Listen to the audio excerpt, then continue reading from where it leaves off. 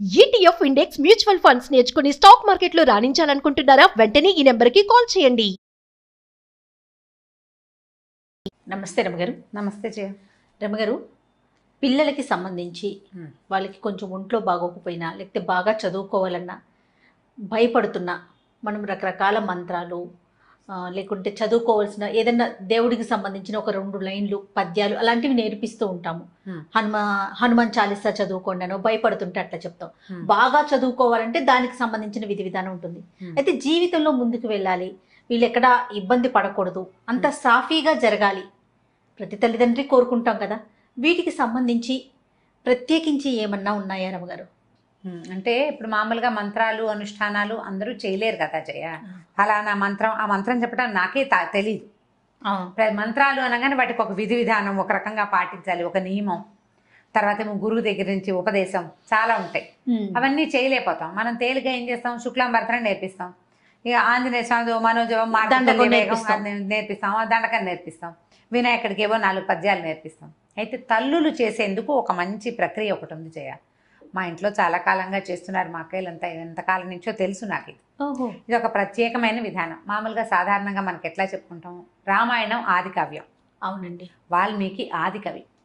మానవ జీవితానికి వరబడి సీతారాములే, రాముడే మనకి అత్యద్భుతమైన, అంటే అనుసరించదగిన మానవుడు రాముడు.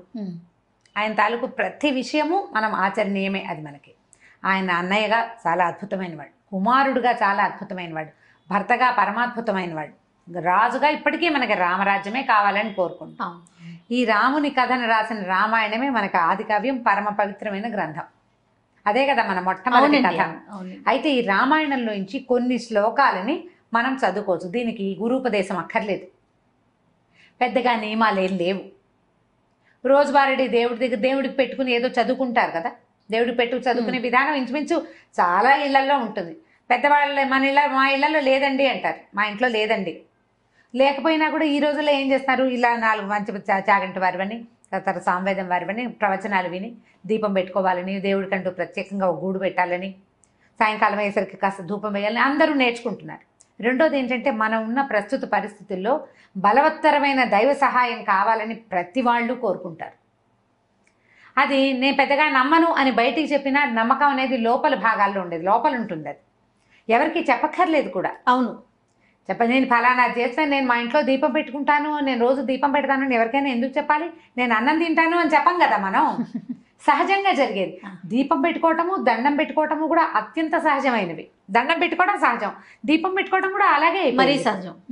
అది అలాగే అయిపోయింది. ఇప్పుడు దీపం పెట్టుకోకపోయినా ఒట్టిగా ధూపం వెలిగించిన, అగరవత్తి వెలిగించి దేవుడి పటం, ఏదైనా ఒక రాముల వారి పటము, ఒక వెంకటేశ్వర స్వామి పటము లేని ఇల్లు ఉంటుందా? హిందువుల ఇళ్లలో ఉండదు. ఎవరో ఏదో ఒక స్వామి దేవాలయం ఖచ్చితంగా ఉంటుంది. ఓ బాబా గారని, ఒక వినాయకుడని, ఓ కృష్ణుడని, ఓ రాముల వారని, ఓ నరసింహస్వామిని, ఏదైనా ప్రతిమైనా ఉంటుంది. ఖచ్చితంగా ఒక్క దేవుడి ఫోటో అయినా ఉంటుంది. ఏ శుక్రవారమో శనివారమో ఎప్పుడో ఒకప్పుడు ఓ దండం పెడతాం. ఏదైనా భయం వేసినప్పుడు దేవుడా అని దండం పెట్టుకోవడానికి కూడా ఒక ప్రతిమ కావాలి మనకి. అవును. ఇట్లా ఎంతో కొంత చేసుకునేవాళ్ళు. దేవుడి కోసం ఏదైనా చేసుకోవాలి ప్రత్యేకంగా, పిల్లల భవిష్యత్తుకి బాగుండాలి అంటే రామాయణంలో కొంచెం ఒక ప్రత్యేకమైన ఘట్టంలో సీతాదేవి చెప్పిన 4 శ్లోకాలు చాలా అనుసరణీయమైనవి, ఆచరణీయమైనవి. సులువు, కష్టం ఏమి లేదు. శ్లోకాలు కష్టం కాదు. ఇది ఏ సందర్భంలో అమ్మవారు, ఇది సీతా అమ్మవారు చెప్పారో చెప్దాం. సుందరకాండ అంటే ఎప్పుడు, ఇది సీతా అన్వేషణప్పుడు ఆంజనేయ స్వామి తదితరులు బయలుదేరారు సీతాదేవిని అన్వేషిస్తూ. రావణాసురుడు సీతను తీసుకెళ్లిపోయాడు. రామలక్ష్మణులు ఇద్దరు కిష్కిందకు వచ్చి సుగ్రీవుడితో స్నేహం చేశారు. సుగ్రీవుడు వీళ్ళ సఖ్యానికి బదులుగా కొంతమంది వానరులను పంపించి సీతని వెతికిస్తానని చెప్పాడు. ఈ సీతాదేవిని వెతకడానికి బయలుదేరి 4 పక్కలకి భూమి 4 చెరగలా వెతుకుతూ ఒక సమూహం, ఆంజనేయ స్వామి, అంగదుడు, తర్వాత జాంబవంతుడు కలిసి ఉన్న సమూహం ఏమో సముద్ర తీరానికి వెళ్ళింది.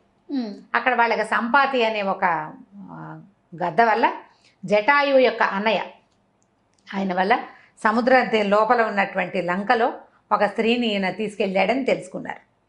అక్కడి నుంచి ఏం చేశాడు ఆంజనేయ స్వామి, మిగిలిన వాళ్ళంతా మేము ఇది దూకగలము, దాటగలము అని ఒక్కొక్కళ్ళు చెప్తున్నారు. మేము ఇంత దూరం వెళ్ళగలం, సముద్రాన్ని దాటగలం ఒక గంతులో అంటే. ఆంజనేయ స్వామి నిశ్శబ్దంగా కూర్చున్నారు.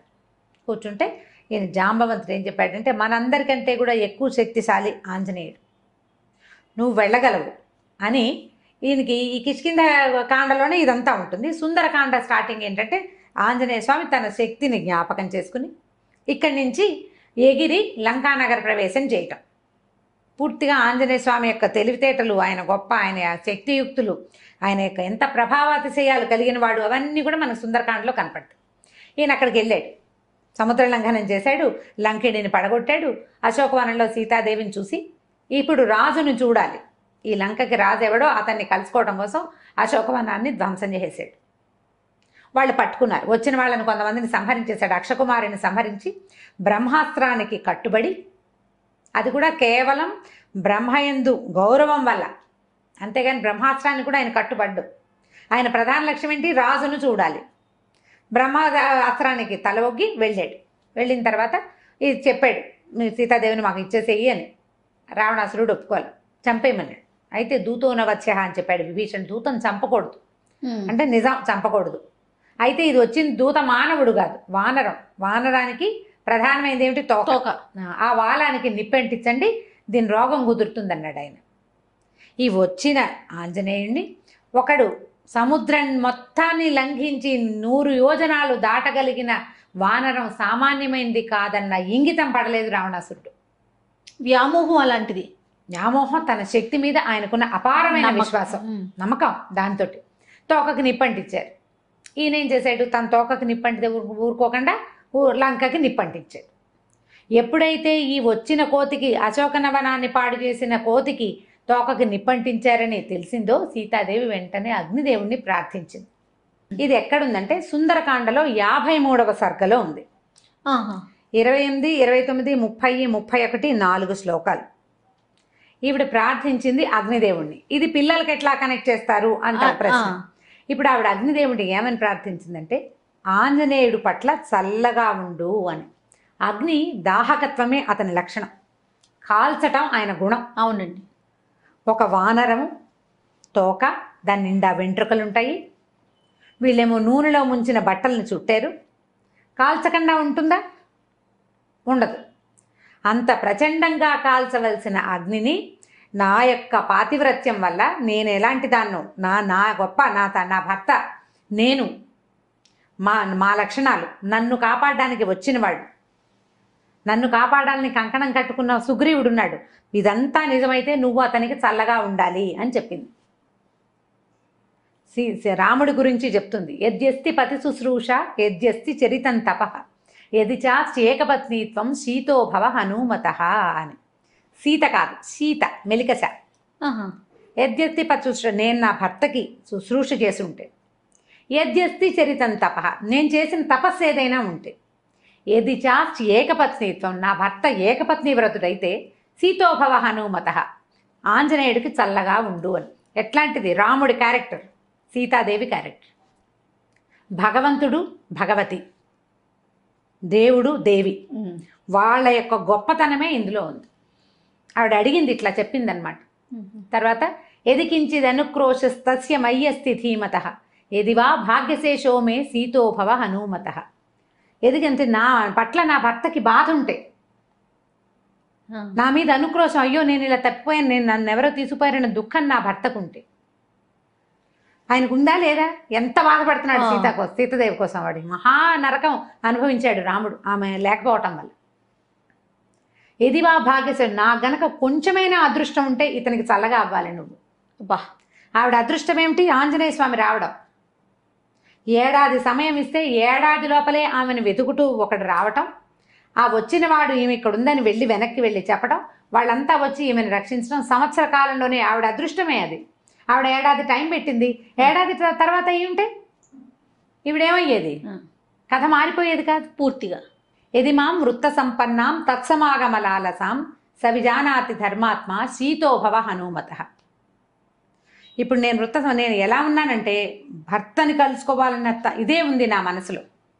అది ఉన్నట్లయితే, నాకు నా భర్తని ఎంత కోరుకుంటున్నానో నా భర్తకి తెలిసినట్లయితే, నువ్వు ఆంజనేయుడికి చల్లగా ఉండు, సీతోభవ హనుమత, ఆంజనేయుడికి చల్లబడు. ఇప్పుడు రాముల వారికి సీతాదేవి మీద ఎంత ప్రీతి, ఎంత ప్రగాఢమైన అనురాగం ఉన్నాయో సీతాదేవికి అంతే లెవెల్లో ఉంది. అందుకని ఆవిడ అక్కడ రాజ్యశోభని వదిలిపెట్టేసి రాజ్యంలో ఉండకుండా ఈవిడ నీకేం అభ్యంతరం లేదు నువ్వు ఉండమన్నారు, అయినా సరే నేను ఆయనతో పాటు వనవాసానికి వచ్చేసింది. ఆయన్నే వెళ్ళమన్నారు, ఈవిడ్ని వెళ్ళమని అనలా. అవును, భర్తను వదిలిపెట్టలేక వచ్చేసింది. వాళ్ళిద్దరికి ఎంత పరస్పరమైన అనురాగం ఉంది. ఈ దేవీ దేవతలకు ఉన్న పరస్పరమైన అనురాగం ఒక భార్యాభర్తల మధ్య ఉన్న ప్రగాఢమైన అనురాగానికి గుర్తు అనమాట, ప్రతీక. దాని ప్రతీక అదే చెప్తుంది.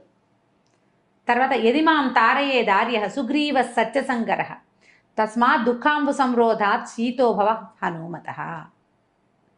నా దుఃఖం ఆగడానికి నన్ను కాపాడాలని సత్యసంధుడైన సుగ్రీవుడు ప్రయత్నిస్తూ ఉంటే ఈ దుఃఖాన్ని అణచుకోవాలి నేను, ఈ దుఃఖం అణగాలంటే నువ్వు ఆయనకి చల్లగా ఉండాలి, ఆంజనేయుడికి. నా దుఃఖం పోవాలంటే సుగ్రీవుడు వచ్చి నన్ను రక్షించాలి. ఇప్పుడు ఇతను వెళ్ళాలి కదా, నేను రక్షించబడి అక్కడికి వెళ్తే నా దుఃఖము కష్టము నన్ను కాపాడాలని సత్యసంధుడైన సుగ్రీవుడు ప్రయత్నిస్తున్నాడు, ఇది జరగాలంటే నువ్వు చల్లబడు అని అగ్నిదేవుణ్ణి ఆజ్ఞాపించింది. ప్రార్థించినట్టు చెప్తారు. ఆవిడ ప్రార్థించింది కానీ అది ఒట్టి ప్రార్థన కాదు, ఆజ్ఞ. నేను పతివ్రతని, నువ్వు ఆగు అంటే ఆగాలి. నేను పతివ్రతనైతే, నా భర్త ఇట్లాంటి వాడైతే, మా ఇద్దరికి పరస్పరమైన అనురాగం ఉంటే, నాకు అదృష్టం ఉంటే, అంటే ఉన్నాయి ఉన్నాయి ఉన్నాయి ఉన్నాయి అని ఒప్పుకోవాలి. చెప్పకనే చెప్తున్నారు. ఇవన్నీ ఉంటే నువ్వు చల్లగా ఉండాలి అని ఆమె అగ్నిదేవుణ్ణి ప్రార్థిస్తే తోకకి చుట్టబడినటువంటి అంత అగ్ని సమూహం ఉన్నా లంకంతా కాల్చేశాడు కానీ ఆయనకి ఏమీ కాలేదు, కసుగంద లేదు, చల్లగా ఉంది తోక. ఆయనకి మండుతున్న తోకని నీటిలో ముంచి చల్లార్చుకున్నారు కానీ బాధ ఏమీ లేదు, ఆయనకి చల్లగానే ఉంది. అగ్నిని ఆర్పారు కానీ బాధ కాదు. ఈ 4 శ్లోకాలని తల్లులు గనక చేసుకుంటే, ప్రత్యేకంగా కుమారులకని చెప్పబడింది కానీ సంతానం కోసం, అమ్మాయిలు కానీ అబ్బాయిలు కానీ, పిల్లల భవిష్యత్తు పట్ల వాళ్ళు ఎక్కడికైనా వెళ్తే అక్కడ ఏదైనా ప్రమాదాలు ఎదురవుతాయన్న భయం ఉన్నా, పిల్లల తాలూకు సెటిల్మెంట్ మీద మనకి భయాలు అవి ఉండి జాతకాల్లో ఇబ్బందులు ఉన్నాయని, లేకపోతే అవకాశాలు రావట్లేదని బాధలు అవి ఉన్నా కూడా ఇది అలవాటు చేసుకోవాలి. ఇన్నిసార్లు చదవాలన్న నియమం లేదు. నియమం పెట్టుకోవడానికి ఒక చిన్న పద్ధతి ఉంది, కావాలంటే చెప్తాను అది కూడా. రోజువారీ మనం చదువుకునే స్తోత్రాల్లో ఈ 4 శ్లోకాలు చదువుకోండి. చాలా సింపుల్. 53వ సర్గలో ఉన్నాయి. తప్పకుండా 28, 29, 30, 31 డిస్క్రిప్షన్ బాక్స్లో పెడదాం ఈసారి. లాస్ట్ టైం పెట్టలేదని అందరు అడిగారు. ఈ శ్లోకాలు 4 వితౌట్ మిస్టేక్స్ పెడదాం తప్పకుండా. సో ఇవి గనక చదువుకుంటే పిల్లల భవిష్యత్తుకి భయం ఉండదు, భద్రత ఉంటుంది. భగవంతుడు వాళ్ళ వెనకాల నిలబడి కాపాడతాడు. రామాయణంలో ప్రతి అక్షరము మంత్రమేనని చెప్తారు. ప్రతి శ్లోకానికి దానికి ప్రత్యేకమైన శక్తి ఉంది. ఈ 4 శ్లోకాలకి ఉన్న శక్తి ఏంటంటే కాల్చవలసిన అగ్ని చల్లబడిపోవటం. అగ్ని చల్లబడిపోయిందంటే చూడండి, ఇప్పుడు సీతాదేవి ఆంజనేయ స్వామి కోసం కోరింది, ఒక తల్లి కుమారుడు కోసం కోరింది. అట్లా మనం గనక మన పిల్లల కోసం కోరుకుంటే ఈ పని అవుతుంది. ఒకవేళ మనకి ఏదైనా ప్రత్యేకమైన సమస్య అలా ఉందనుకోండి, 40 రోజులు పెట్టుకోండి. అది ఎట్లా చేయాలంటే ఈ పిల్లల జన్మ నక్షత్రం నాడు మొదలుపెట్టి 40 రోజుల పాటు రోజుకి ఇన్నిసార్లు అని, అది మీరు 11 సార్లు పెట్టుకోవచ్చు, 21 సార్లు పెట్టుకోవచ్చు, 40 సార్లు కూడా పెట్టుకోవచ్చు. ఈ 40 రోజులు అయిన తర్వాత ఎక్కడైనా ఒక ఆంజనేయ స్వామి దేవాలయంలో పానకం చేయించటము, ఏ వడమాల వేయించటము, ఆకుపూజ చేయించటము, అట్లా ఏదైనా చేసుకోవచ్చు. నిత్యము ఇట్లా 40 సార్లు అట్లా ఎక్కువ సార్లు చేస్తారనుకోండి, ఓ చిన్న గ్లాసు బల్ల పానకాన్ని నివేదనగా పెట్టండి ఆంజనేయ స్వామికి. చాలా ఫలితం లభిస్తుంది. వీటితో పాటుగా శ్రీరామనామాలు చదువుకోండి. ఇవి చదివాక శ్రీరామ జయరామ సీతారామ అట్లా తారక మంత్రాన్ని కనుక చదువుకుంటే ఎక్కువ సార్లు మంచి శాంతిగా ఉంటుంది, చాలా ఉపయోగపడుతుంది. ఇప్పుడు మనం ఎలా అంటే ఇలా ఏదైనా ఒక శ్లోకాన్ని ఒక స్తోత్రాన్ని సొంత విషయాల కోసం వాడుకోవచ్చా అని ప్రశ్న వస్తుంది సాధారణంగా. తప్పకుండా వాడుకోవచ్చండి. మహర్షులు మనకు అందించింది మన జీవితాలు బాగుపడటం కోసమే. ఇప్పుడు దుర్మార్గుడైన కుమారుని కాపాడాలని అలాంటి భావాలతో ఉన్నా కూడా పిల్లలకి సజావైన ప్రవర్తన. కరెక్ట్.